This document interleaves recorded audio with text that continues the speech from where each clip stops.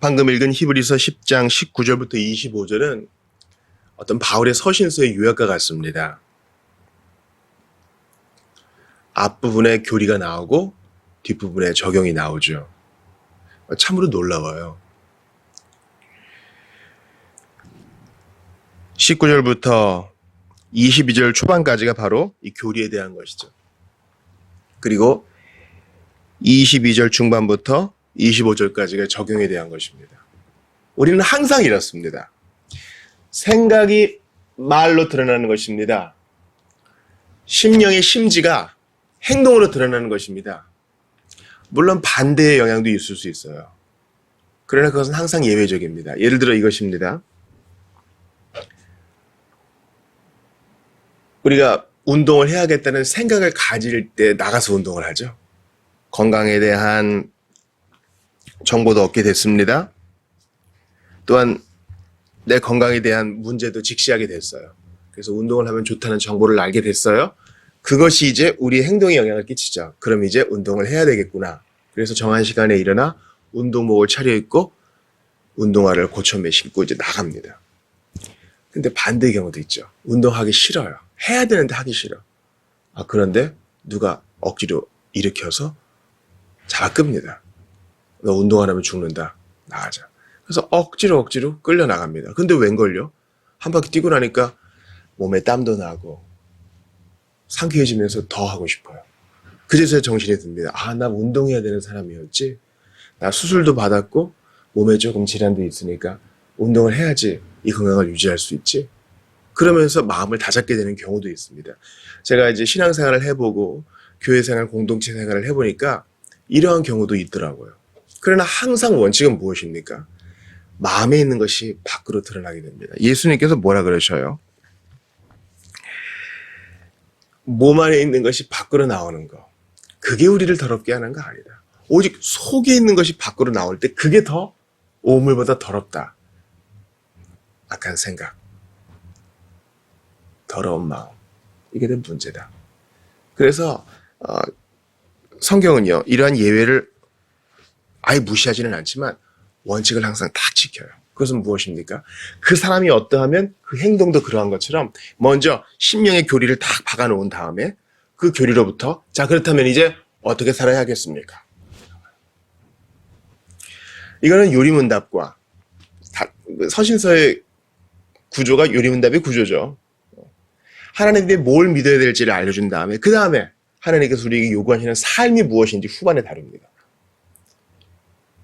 그러니까 예외가 있다고 항상 그것을 원칙으로 만드시면 항상 문제예요, 여러분. 우리가 후에도 나오겠지만 다른 신자들과 교제하면서 권면을 할 때요. 원칙을 얘기해야지 내가 경험한 예외를 나누면은요. 공동체의 덕을 흐트릴 경우가 있습니다. 그래서 내가 경험한 은혜가 과연 원칙에 속하는지 아니면 나에게 해당되는 어떤 예외인지는 우리가 잘 분별해서 권면할 필요가 있어요. 권면할 때에도 항상 주님을 앞에 모시고 조심해야 합니다. 자, 히브리서 저자가 교리를 어떻게 요약하나 봅시다. 예수의 피 그리고 성소에 들어갈 담력을 얻었다. 그렇죠. 예수님의 보혈 때문에 악한 양심이 새롭게 되고 살아계신 하나님을 섬길 수 있는 담력을 얻게 됐잖아요. 지성소에 들어가게 됐어요. 인간 제사장은 1년에 한 번 준비 많이 한 다음에 들어가야 되는데 이제 믿고 회개한 자는 누구나 갈 수 있어요. 20절 보니까 왜 그렇게 됐느냐. 휘장이 찢어졌다. 그래서 이제 성소와 지성소를 가로막는 막이 없어졌는데 그 휘장은 즉 위로부터 아래로 쭉 갈라진 그 휘장은 바로 예수님의 육체라고 말합니다. 즉 그리스도의 십자가 죽음과 그의 보혈로 말미암아 우리는 하나님 앞에 당당히 나아갈 수 있게 됐고 담력을 얻게 됐다. 공포가 아니라 기쁨과 기대로 나아갈 수 있게 됐다. 이렇게 말하는 거예요. 여러분 사실요. 구약시대의 예배자들은요. 성소 안에도 못 들어가요. 지성소는 꿈도 못 꿔요. 성소에 들어갈 수 있는 건 아론의 후손의 제사장 그들만 들어갈 수 있어요. 레위 지파나 다른 일반 제사장들이 드러낼 수가 없어요. 마음대로. 이해가 되시죠? 오직 제사장만 성소에 들어갈 수 있어요. 그것도 지성소는 대제사장만. 근데 지금은 그 모든 것이 온전한 것이 왔기 때문에 누구나 믿고 회개하는 자는 누구나 아버지하고 갈 수 있게 됐다는 거예요. 이게 큰 담력이라는 것입니다. 기억하세요. 예수 믿는 신앙은요, 공포로 사람들을 휘어잡는 그런 신앙 아니에요. 그것은 즐거움이에요. 우리 어제 선포와 증언 나눴잖아요. 찬양으로서의 선포, 전도로서의 선포, 이 증언에 대해 얘기했잖아요. 근데 그것이요, 그렇지, 우리는 뭐 전해야지, 이런 의무감으로만 결론 난다면 상당히 우리에게 짐이 될 거예요. 물론 선포는 의무입니다. 그러나 주님은 그것을 어떻게 하시는지 아세요? 그걸 즐겁게 여기게 하셔서 하나님의 영으로 우리 안에 열리고 확장되고 부드러운 마음을 주셔서 내가 하고 싶다, 이런 성향의 변화로 말미암아 즐거움으로 일을 하세요. 이거 안 하면 나한테 화가 있을 것만 같은 뜨거운 불을 이용해서 그렇게 하세요. 여러분, 교역자, 선교사, 전임사역자,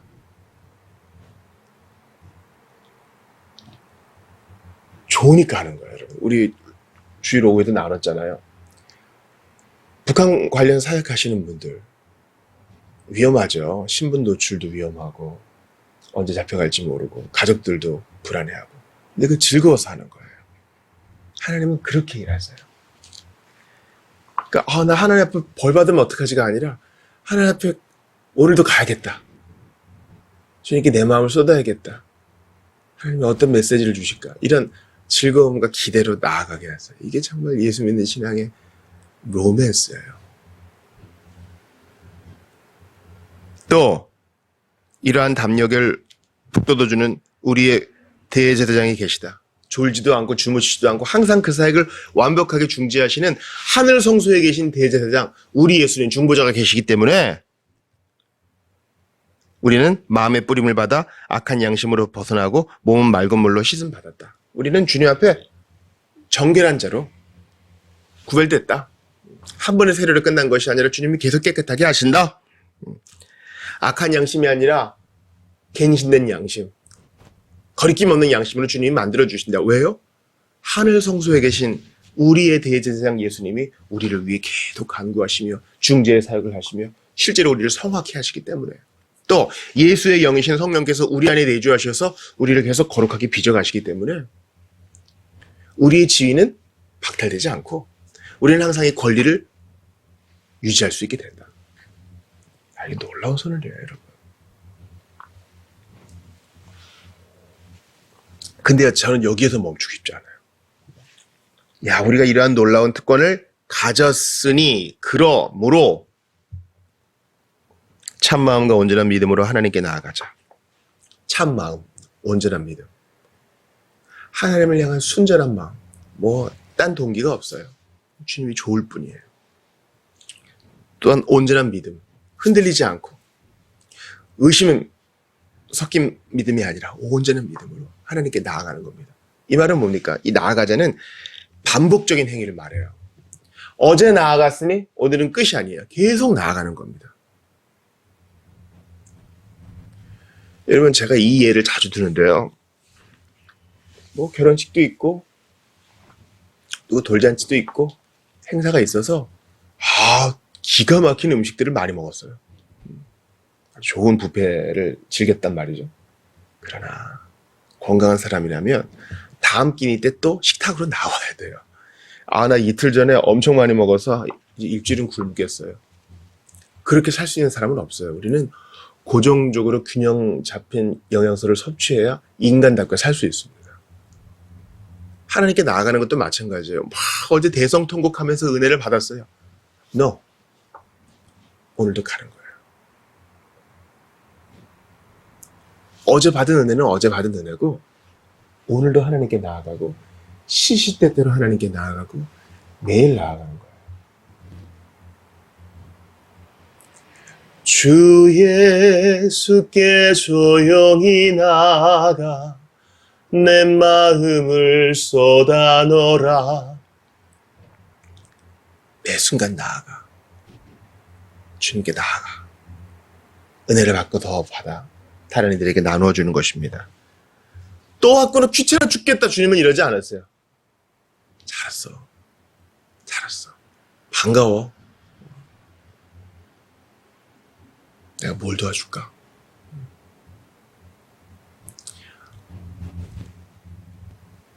그분은 아버지세요? 우리의 보스, 상관이 아니에요. 어려운 어르신이 아니에요. 우리 아버지예요. 23절 보세요. 약속하신 이는 미쁘시니 우리가 믿는 도리의 소망을 움직이지 말며 굳게 잡고. 하나님의 약속, 신실하고 약속하신 분도 신실하니 우리가 믿는 도리의 소망을 움직이지 말며 hold fast, 굳게 잡고. 천국이 있다. 마지막들이 있다. 주님의 신원을 하신다. 우리의 억울함을 갚아주신다. 우리에게 반드시 상 주신다. 이 소망을 가지고 하나님은 살아계시고 눈에 안 보이지만 보이는 것보다 더 확실히 계신다. 나를 다루신다. 인도하신다. 이걸 잡는 거예요. 우리 지체들 보세요. 소망이 위협을 가하는 것들이 많거든요. 목사님 이번에 집 문제로 SHLH 지원했는데 떨어졌어요.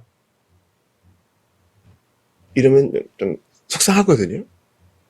목사님 자녀들이 말을 잘 안 듣고 표정이 어두워요. 맞아요.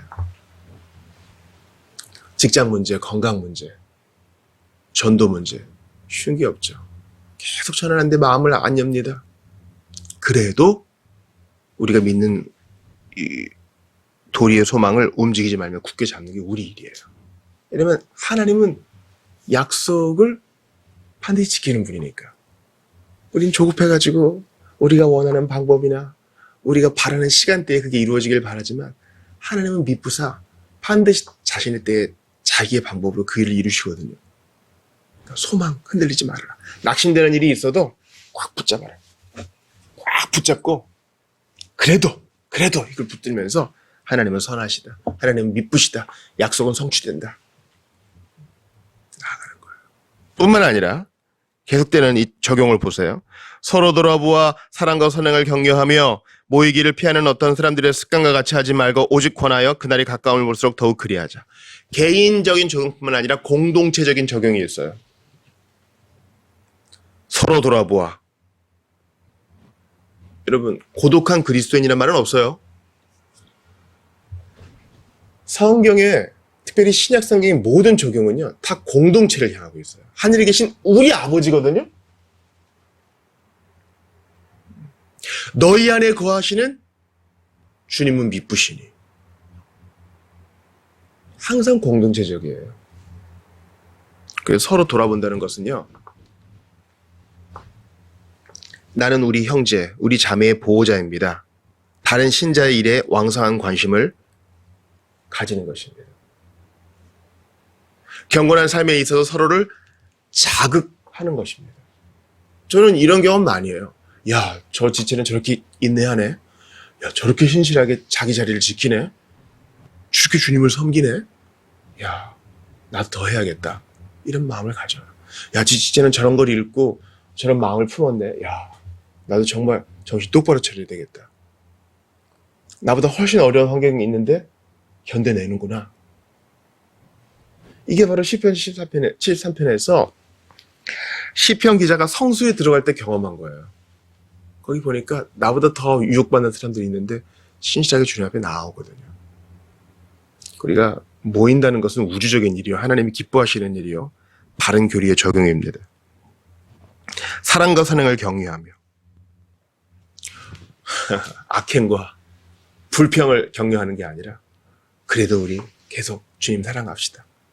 계속 전도합시다. 계속 기도합시다. 이게 혼자서는 안 돼요. 우리 모닥불 비유 많이 아시잖아요. 장작 하나 가지고는요, 라면 불도 잘 못 댑니다. 어떤 분이 양초불 하나로 라면 물 끓이는 거 실험했다 그러죠. 되긴 돼요. 엄청 오래 걸리지. 맛도 없어. 이 음식 맛은 화력이 좌우하는 거 아시죠, 여러분? 불도 금방 꺼져요. 그러나 모닥불이 함께 모이면 불도 크게 일어나고 더 따뜻하고, 우리가 혹시 야영을 하게 된다면 악한 짐승을 또 쫓아낼 수도 있고 음식도 해 먹을 수 있고. 불도 오래 가요. 그러니까 여러분, 우리가 모인다는 것은 우주적인 일이에요. 큰 일이에요. 하나님이 기뻐하시는 일입니다. 우리는 우리 지체의 보호자임을 기억하세요. 내가 넘어지면 다른 이가 우리를 업고 가는 것이고, 다른 이가 넘어지면 우리가 부축해서 가는 거예요.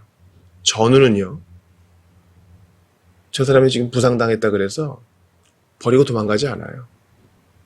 아주 극악한 상황이 아니면은 시체라도 데리고 가는 겁니다. 전우는 그런 거예요.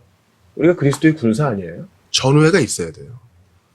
그런데 개인적으로 혼자만 챙기는 병사는요, 지휘관한테 혼나요. 너 왜 혼자 왔느냐? 이렇게 혼나요. 두 증인이라 그랬잖아요. 우리 어제 말씀 받았죠. 두 증인. 혼자가 아니야. 나 혼자 하는 거 아니에요. 그러니까 매일 지체를 생각해야 돼. 그게 우리 의무예요. 우리 권리예요. 우리의 행동이 다른 사람의 믿음에 미치는 영향을 숙고해야 됩니다. 그래서 약한 자를 실족하게 하지 않기 위해서 나의 자유도 포기할 줄 알아야 돼요. 바울이 고기 안 먹는 것처럼. 이게 바로 사랑과 선행을 격려하는 거예요. 물론 다른 사람의 사생활까지 이렇게 파고드는 그런 호기심을 자학하란 말은 아니죠. 그런 건 절제해야 되겠죠. 때로는 조언도 합니다. 때로는 야단도 쳐야 돼요. 끝까지 그렇게 말을 안 들으면. 그러니까 권징도 하는 거잖아요. 그러나 격려해야 됩니다. 죄의 유혹으로 완고하게 되지 않도록 계속 격려합니다. 이게 주님이 주시는 은혜의 수단이에요. 나 혼자 성경 보고, 나 혼자 기도하고, 편하지 뭐, 상처 안 받고. 이러한 공동체를 떠나 계시는 분들은 한 번은 상처를 받았어요. 이 상처 때문에 두려운 거예요. 여러분, 그것 때문에 더 중요한 것을 버리겠어요? 구더기가 무서워 장을 안 단 겁니까? 우리가 어떤 일을 할 때 항상 우리가 무릅써야 되는 것들이 있죠. 일을 하다 보면은 살짝 다칠 수도 있고, 내가 예상하지 못했던 안 좋은 소리를 들을 수 있어요. 그러나 그렇다고 확 그만둬 버립니까? 그러면 가장으로서 우리 집은 어떻게 되는 거예요? 우리는 이걸 알고 있는데요. 상처받은 것을 너무 무기로 써요. 상처받을 수 있어요. 우리가 영화의 땅에, 영화의 나라에 갈 때까지는 계속 상처받아요. 근데 언제까지 그렇게 살 수 없어요. 그걸 극복할 줄 알아야 돼요. 그걸 이해할 줄 알아야 돼요. 나도 상처를 누군가에게 줬고 나도 상처를 받는 거예요. 그러나 여기를 벗어나면 더 큰 손해가 있어요, 여러분. 더 큰 손해가 있다고요. 우리는 잘 따져 보면서 주님께서 우리에게 주신 권리를 이용하고, 또한 주께서 우리를 공동체에 남겨두신 그 목적을 생각하며 우리의 의무를 잘 감당해야 됩니다. 근데 25절 보세요. 모이기를 피하는 어떤 사람들의 습관과 같이 하지 말고. 이때도 이미 이런 자들이 있었나 봐요. 그래도 모여라. 우리가 주일에 모인다는 것은 선포라고 그랬죠. 일종의 선포예요. 나는 다르게 산다. 모였을 때 이 안에 직분자도 있고 말씀도 있고 성례도 있고 격려도 있는 거예요. 어쨌건 모여야 돼요. 몸뚱이로. 온라인으로 모이는 거 말고요. 몸뚱이로. 근데 보세요. 오직 권하여 그날이 가까움을 볼수록 더욱 그리하자. 더 이상 이렇게 모여가지고 격려하고 예배하고 서로 자극을 주고받을 수 있는 때가 없을 수 있다는 거예요. 환난의 때, 핍박의 때 그럴 수 있다는 거죠. 또 내 개인적으로 아프면 어떡할 거예요? 나 개인적인 문제가 생기면 어떡할 겁니까? 늘 시력이 있을 것 같아요, 여러분. 늘 우리가 두 다리를 걸을 수 있을 것 같아요. 주님이 우리를 어떻게 다루실지 우리는 몰라요. 할 수 있을 때 더욱 힘써. 격려하고 모이고 사랑하면서 우리 모임에 활력을 불어넣어야 됩니다. 그때 더 잘할 걸. 후회봤자 소용없어요. 아시잖아요, 여러분. 지나고 나면 다시 그때로 돌아갈 수는 없구나. 그러니까 우리가 모일 수 있는 이때가 참으로 놀라운 거예요. 우리의 모임과 경쟁하는 것들이 있습니다. 끊어내세요, 여러분. 그 어떤 것도 신자의 모임, 공적 모임. 아주 구체적으로 말할게요. 우리 주일 예배와 공동체 모임보다 중요한 거 없어요. 물론 그날 피치 못할 사정이 있는 분 있으시겠죠. 우리 서양 그리스도인들은 휴가는 하면 또 꼭 챙기잖아요. 근데 가도 예배당을 찾아가더라고요. 그러니까 여러분, 우리 주일 예배보다, 우리 공동체 모임보다 소중한 거 없어요. 그런 우선순위를 분명히 마음에 새기십시오. 주님이 재림하실 날이 가까울수록 많은 영적인 고통과 박해를 당하게 되는 때도 있어서 우리의 모임이 힘들어질 수도 있습니다. 그럴 때일수록 더욱 힘써 이 모임을 가져야 됩니다. 여러분께 어떤 예언자적 시각으로 부탁을 드릴게요. 우리가 홀로 있을 때 있을 수 있어요. 공동체가 떨어져 있을 때가 있을 수 있다고요. 마치 밤모섬에 유배되는 것처럼 더 억울한 일을 당해서 우리가 고립될 수도 있다고요. 거기에서도 여러분 신자들을 규합하세요. 한 사람이라도 있으면 되잖아요. 두 사람 모이면 주님 그 가운데 계시잖아요. 아, 예수 믿으십니까? 저도 신자입니다. 우리 같이 기도합시다. 우리가 저 사람을 도와줍시다. 우리가 여기의 변화를 위해서 기도합시다. 우리 같이 찬양합시다. 여러분 이런 실력을 배양하셔야 하나님 기뻐하시는 신자로 사명자로 살아갈 수 있는 것입니다. 우리가 이렇게 할 수 있는 이유는 뭐예요? 또 이렇게 해야 되는 이유는 뭐예요? 예수님이 나 같은 것 위에 피 뿌려 주셨기 때문에 예수님께서 자신의 몸을 휘장 삼아 찢으셔서 하나님과의 관계를 회복해 주셨기 때문에 예수님께서 지금도 우리를 위해 기도하시며 하나님과 우리 사이를 중보하시는 유일한 대제사장으로 계시기 때문에 우리 힘이 아니라 주님의 힘으로 이 일을 감당하는 거예요. 그리고 이게 즐거워. 모이는 게 즐거워. 지체들을 만나는 게 행복해. 지체들이 필요를 채워주는 게 나의 보람이에요. 선행은 지체들부터 시작하는 거예요, 여러분. 그래서 나도 격려받고 나도 그들을 격려하면서 그렇게 하나님의 일을 이루어 나가요. 전도를 위해서 기도 부탁하고 같이 애썼는데 드디어 열매가 맺혔어요. 그렇게 같이 기뻐하는 거예요. 우리의 공동체성을 잃어버리지 말고 모이기를 피하는 자들의 어떤 습관과 같이 하지 말고 오직 그날의 가까움을 볼수록 더욱 권하여서 힘써 모이며 주님의 일들을 성취하는 여러분들 다 되시기를 예수님의 이름으로 축원합니다.